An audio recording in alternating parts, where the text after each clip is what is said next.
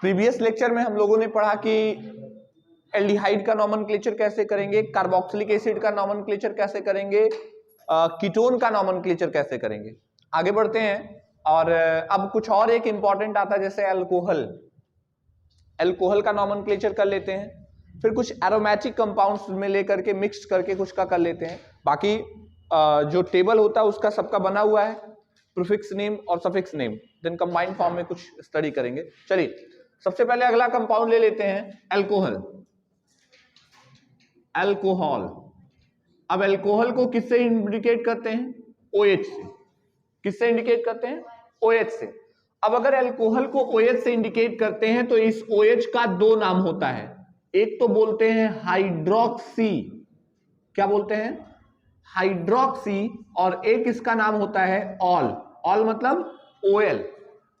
तो जो hydroxy name है वो इसका प्रीफिक्स नेम है और जो ऑल नेम है वो इसका सफिक्स नेम है।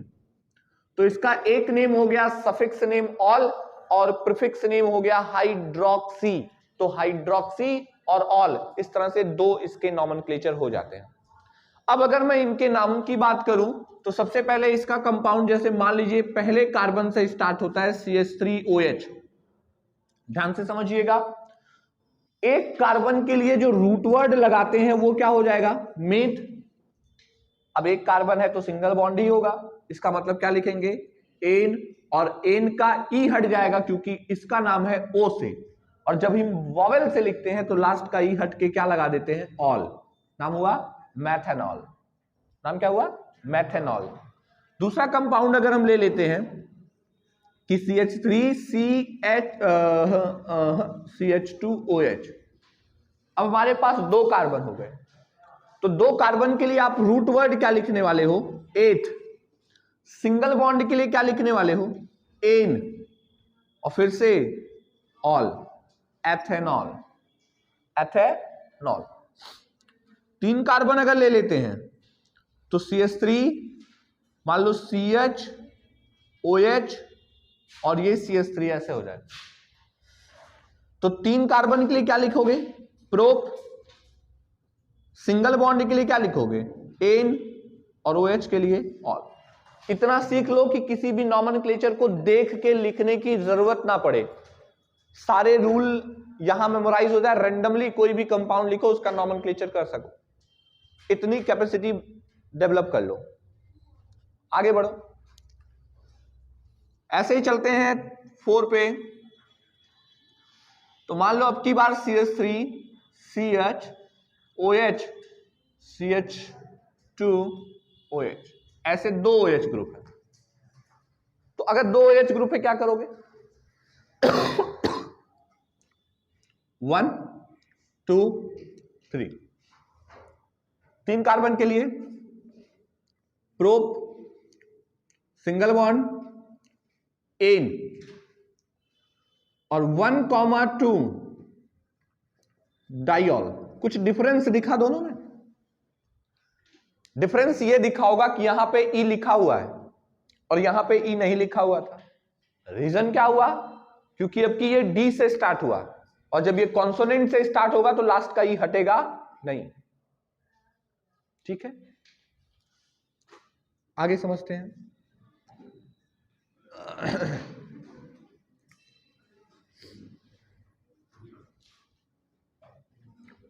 क्या बोलना चाहोगे इसका नाम? तीन कार्बन है तो प्रोप, सिंगल बॉन्ड है तो एन, 1,2,3 ट्राइऑल। ट्राइऑल। कुछ और कंपाउंड लेते हैं, चेन को थोड़ा सा चेंज करते हैं। अब मैं कुछ ऐसे करता हूं, ठीक है? ऐसा हो गया बहुत ना। तो अब की बार हम क्या करते हैं, यहां पे मान लो OH लगा देते हैं और यहां पे भी हम OH लगा देते हैं, और यहां पे कुछ ऐसे कर देते हैं, यहां पे कुछ ऐसे कर देते हैं। इसका क्या IUPAC नेम लिखा जाएगा? ये आपके सामने एक कंपाउंड लिखा हुआ है, इस कंपाउंड का IUPAC नेम आप क्या लिखना चाहोगे? कहोगे सर मेरा तो सॉकेट ढीला हो गया, नहीं कुछ सर्वर वर्वर काम कर नहीं रहा है, कुछ आप ही बता दीजिए।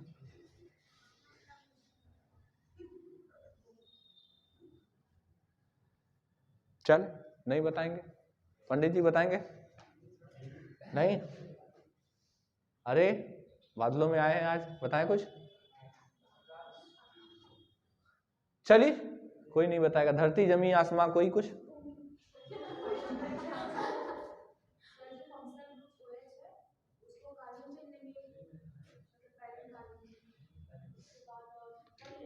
उसके बाद कर लेंगे, दैट्स अ कॉन्फिडेंस, यही होना चाहिए, कर लेंगे सर, डोंट वरी। इसको बोलेंगे नंबर 1, नंबर 2, नंबर 3, नंबर 4। क्यों बोली उसने ऐसा, क्यों बोली उसने फंक्शनल ग्रुप वाले को कार्बन चेन लेना? क्योंकि मैंने बताया है कि carbon chain, principal carbon chain PCC हमेशा वही होगा जिसमें कार्बन मतलब फंक्शनल ग्रुप प्रेजेंट हो, चाहे कार्बन की लेंथ छोटी हो चाहे बड़ी हो। तो हमें 2 OH ग्रुप दिख रहे हैं, तो हमें दोनों को पहले पकड़ लेना है, भागने नहीं देना है। अब ये दोनों साइड चेन हो गए, लेकिन आपको टेंशन नहीं लेना है, गुड न्यूज है आपके लिए। क्यों गुड न्यूज है? क्योंकि जैसा इधर दिख रहा है वैसा इधर दिख रहा है। देखो कैसे दिख रहा है, इस कार्बन से एक कार्बन ये है, तो यहां के एक कार्बन से एक कार्बन ये है। इसमें एक तरफ एक कार्बन है तो एक तरफ कितने कार्बन है? 2 कार्बन। इसमें एक तरफ एक कार्बन है तो एक तरफ कितने कार्बन है? 2 कार्बन, यानी डिक्टो कॉपी दिख रहा है। यानी अब सब ब्रांच है तो हमें बिस लगाने की जरूरत पड़ेगी। बिस क्या लिखेंगे? 2,3। एक बार 2 पे है, एक 2 पे है और एक किस पे है? 2,3। अब लगाएं 20 20 2,3 क्या सेम पे लगता है? फिर से कंफ्यूजन। सेम सब ब्रांच होने चाहिए, सेम पोजीशन नहीं भाई, सब ब्रांच सेम होने चाहिए, पोजीशन में भी चेंज। डाई करते अगर ये सब ब्रांच नहीं होता, सिंपल ब्रांच होता। अगर यहां का ये वाला हटा देते दोनों तरफ तो हम डाई लगाते। एक ही चीज 2 बार आएगी तो डाई लगाएंगे, लेकिन वो ब्रांच होनी चाहिए, सब ब्रांच नहीं। जब सब ब्रांच होगी तब आप डाई की जगह बिस लगाएंगे, मतलब ब्रांच में ब्रांच हो जाए। यहां से तो एक ब्रांच ये खुद ही हो गई और आगे चल के इसमें से एक और ब्रांच निकल जा रही है तो बिस लगाएंगे। और अगर ये दोबारा ब्रांच नहीं निकली होती, एक एक कार्बन को हटा देते तो हम डाई लगाते, तब बोलते 2,3 डाई 1 2 3 प्रोपाइल, 2,3 डाई प्रोपाइल। लेकिन चूंकि अब ये ब्रांच हो गया तो अब हम बिस लिख सकते हैं। ब्रांच है और सिंपल ब्रांच है, डाई। अरे भाई काहे इतना कॉम्प्लिकेटेड बना रहे हो उसको? जब सब ब्रांच होगा और एक ही जैसा होगा तभी बिस लगाएंगे, चाहे वो कौन हो नंबर पे हो। वो मैटर नहीं कर रहा 2 पे ही हो, वो 2 4 पे हो, 5 6 पे हो, कोई फर्क नहीं पड़ता, बट सेम सब ब्रांच होनी चाहिए, एकदम डिक्टो कॉपी, तब बिस लगाएंगे। और अगर कुछ अलग हो गया तो बिस इसकी जरूरत ही नहीं है। तब बिस तो सेम के लिए ही लगाते हैं ना, दो एक ही जैसी 2 बार है तो बिस लगाएंगे। तो जब सब ब्रांच होगा तो बिस लगाएंगे और ब्रांच होगा तो डाई लगाएंगे, बस इतना सा कॉन्सेप्ट है। हम नंबरिंग की तो बात ही नहीं कर रहे हैं, वो सेम पोजीशन पे है कि अलग पोजीशन पे, हम कहां बात कर रहे हैं। हम तो कह रहे हैं अगर सब ब्रांच है तो बिस लगाओ, ब्रांच है तो डाई लगाओ। अब इसमें क्या कंफ्यूजन है? इतना नीट एंड क्लीन जवाब दे रहे हैं तब भी समझ नहीं आ रहा है। ब्रांच के लिए डाई, सब ब्रांच के लिए बिस। और डाई बिस तभी लगाते हैं जब एक ही जैसा हो। जैसे ब्रोमीन ब्रोमीन 2 बार है तब डाई ब्रोमो लिखेंगे, अब ब्रोमीन क्लोरीन है थोड़ी ना डाई क्लोरो ब्रोमो लिखेंगे। सिंपल है, डाई या बिस तब लगाएंगे जब एक ही जैसी चीज हो। तो जब ब्रांच होगी तो डाई और सब ब्रांच होगी तो बिस, बस। अब इसमें तो मुझे नहीं लगता इतना कंफ्यूजन होना चाहिए। हो रहा है तो कुछ खाओ, कुछ खाओ। तो अब यहां पे क्या करेंगे, मैंने क्या सिखाया था? जो मेन कार्बन चेन होगा उसको नंबर 1 दोगे, मेन कार्बन चेन से जो अटैच होगा, और उसके बाद अपने नंबर को किसी न किसी तरफ बढ़ाते जाओगे। किस तरफ बढ़ाओगे? जिस तरफ नंबर ऑफ कार्बन एटम ज्यादा हो। तो क्या नाम हो जाएगा? 1 पे मिथाइल, 1 पे क्या लग गया? मिथाइल, और 3 कार्बन के लिए प्रोपाइल, 1 मिथाइल प्रोपाइल। ये 1 मिथाइल प्रोपाइल कहां कहां पे लगा है? 2 पे और 3 पे, और बाहर इसलिए लगाया बिस, 2,3 बिस 1 मिथाइल प्रोपाइल।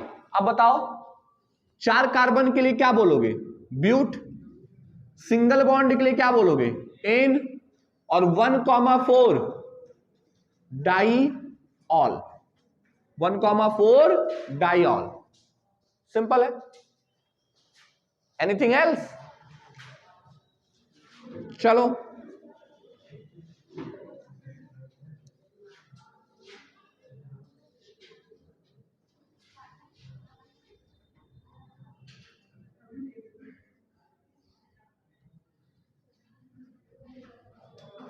इसका नाम बताओ। आईयूपीएसी नेम हो सकता है, पॉसिबल है। एक बार अपने मन से कर लो, फिर मैं बता देता हूं। खुद से ट्राई करो एक बार, अगर हो जाए तो बेटर है, फिर मैं बता देता हूं, लेकिन जल्दी।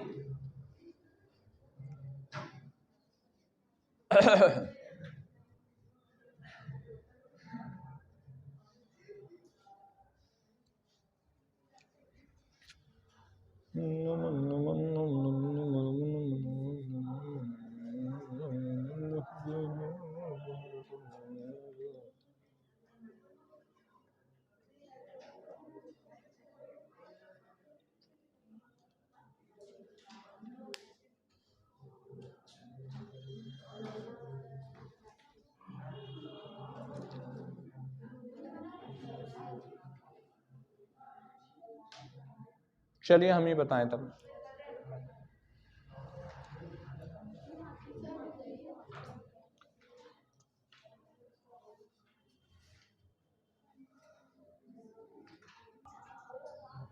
चलो यहां देखो, अगर हमें करना क्या हो, हेलो, सबसे पहला काम है मेरे पेरेंट कार्बन चेन में फंक्शनल ग्रुप होना चाहिए। तो मतलब ये तो कंफर्म है कि हम नंबरिंग यहां से करने वाले हैं, लेकिन साथ में अगर हमें मल्टीपल बॉन्ड मिल जाए तो वाह वाह है, वाह वाह। तो अगर मैं इधर जाता हूं तो 2 हुआ, इधर जाऊंगा 3 4, इधर जाऊंगा 3 4 5, तो इस तरह से मुझे 5 कार्बन की चेन मिल जाएगी। तो मेरा parent carbon chain something like that ऐसे हो जाएगा। अब जब मेरा पेरेंट कार्बन चेन ये हो जाएगा तो मुझे ब्रांचों के बारे में बात करनी है। सबसे पहले 2 पे कौन लगा है? 2 कार्बन है तो एथ लिखोगे, डबल बॉन्ड है तो ईन लिखोगे, और चूंकि ब्रांच है तो आई लगाओगे। तो लग गया 2 पे इथिनाइल, 3 पे क्या लगा है? मिथाइल, है ना। और 5 कार्बन के लिए लिखते हैं पेंट, और डबल बॉन्ड के लिए लिखते हैं ईन, और OH ग्रुप के लिखते हैं ऑल। तो नाम क्या हुआ? 2 इथिनाइल 3 मिथाइल पेंट 4 इन 1 ऑल। सिंपल।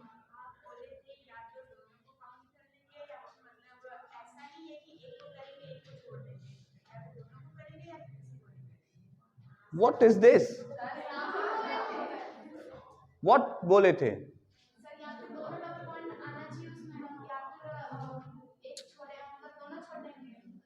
या अल्लाह, मैं क्या बोला था, ये क्या बोल रही। मैंने फंक्शनल ग्रुप की बात की थी कि जब एक कंपाउंड के अंदर एक से ज्यादा फंक्शनल ग्रुप आ रहे हो, खासकर उनकी जिनमें कार्बन हो, और आप उनको कार्बन चेन में काउंट ना कर पा रहे हो, तो आप तीनों को छोड़ दीजिए। मैंने फंक्शनल ग्रुप के लिए बोला था, मल्टीपल बॉन्ड के लिए नहीं बोला था ऐसा।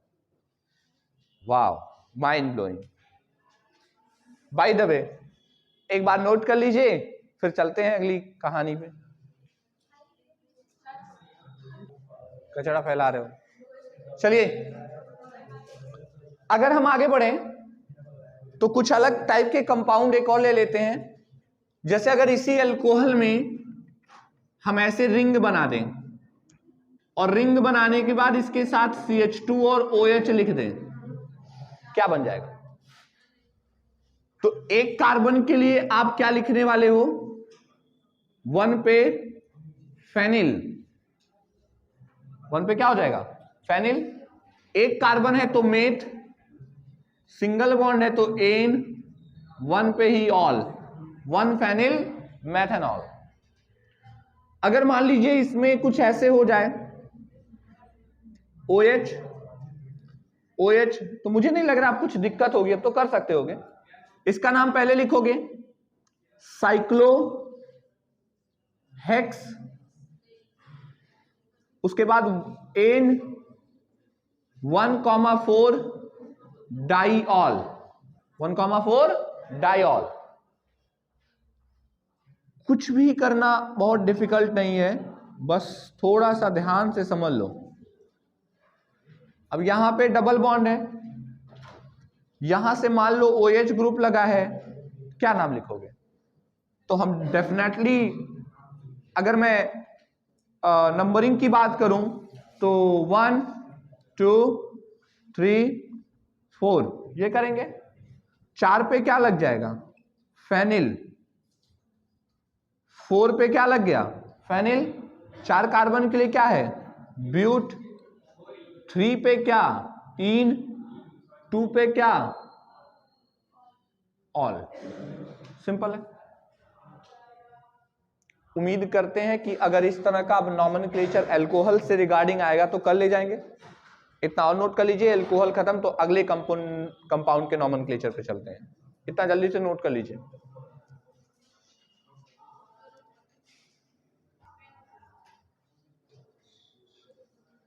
आइए, नॉमेनक्लेचर ऑफ साइनाइड।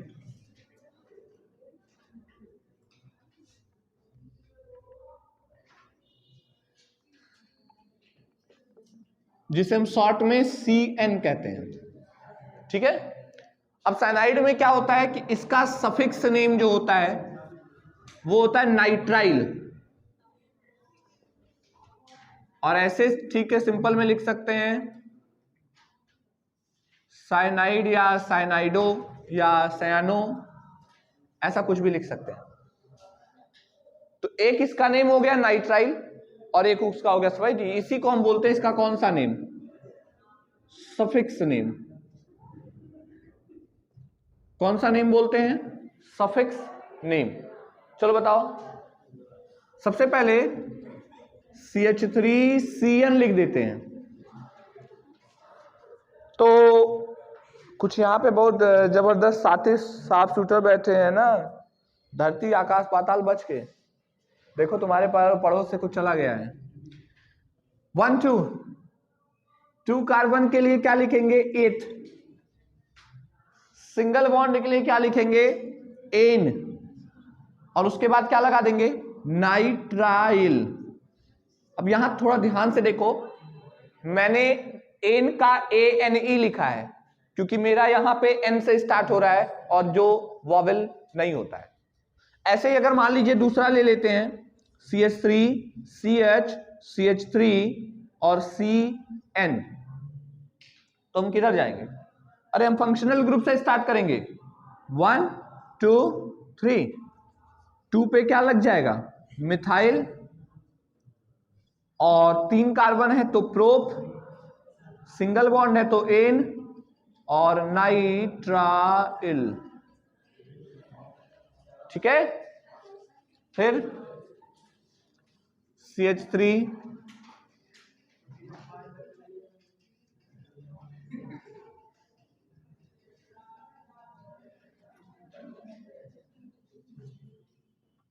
क्या नाम लिखना चाहिए? 1 2 3 4 5। 5 कार्बन है तो 2,4 डाई मिथाइल, और 2,4 डाई मिथाइल 5 कार्बन के लिए pent, single bond ene, 1,5 dinitrile, 1,5 dinitrile. ठीक है ना, सिंपल, कोई दिक्कत नहीं है। अगर मान लो मल्टीपल बॉन्ड जैसा हो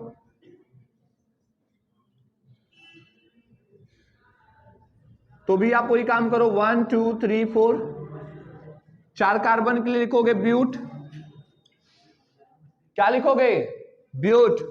2 पे क्या लग गया, इन, और 1 पे नाइट्राइल। देखो जब तक सीखोगे नहीं सही से, दिमाग नहीं लगाओगे, पल्ले नहीं पड़ना है। मुझे लग रहा है क्या इसमें कोई ऐसा अभी तक बैठा है जिसको रूल याद नहीं हुए, आईयूपीएसी नॉमेनक्लेचर के रूल ना याद हुए हो? देखो थोड़ा सा भी ध्यान दिए होगे तो मुझे लगता है समझ गए होगे। आईयूपीएसी नॉमेनक्लेचर के रूल क्या होते हैं वो सब आ गए आपको। सफिक्स और प्रीफिक्स नेम को कैसे यूज करते हैं ये आपको आ गए समझ में। अब अगर आपको दो चीजें याद हो, क्या, एक हर फंक्शनल ग्रुप का सफिक्स नेम और उसका प्रीफिक्स नेम, तो आपको लिखने में कोई प्रॉब्लम नहीं होगी कि हम उसका कैसे नाम लिखेंगे। तो मेरा काम यही है समझा देना कि आपको आईयूपीएसी नॉमेनक्लेचर लिखना कैसे है, लेकिन अब कुछ फंक्शनल ग्रुप के नेम वगैरह याद करना आपका काम है। मैंने सिर्फ उतना लिखाया जितना आपको बोर्ड एग्जाम वगैरह या नॉर्मल एग्जाम में रिक्वायरमेंट पड़ती है, तो इतने की जरूरत पड़ेगी, इतना आप कम से कम कर लीजिए। बाकी क्यों प्रैक्टिस, धीरे धीरे धीरे धीरे आप करते रहिए, आए। जहां दिक्कत हो, कंफ्यूजन हो, उसे पूछ लीजिए, यही करना है। ठीक है ना, ओके। मेरे हिसाब से आपको नॉमेनक्लेचर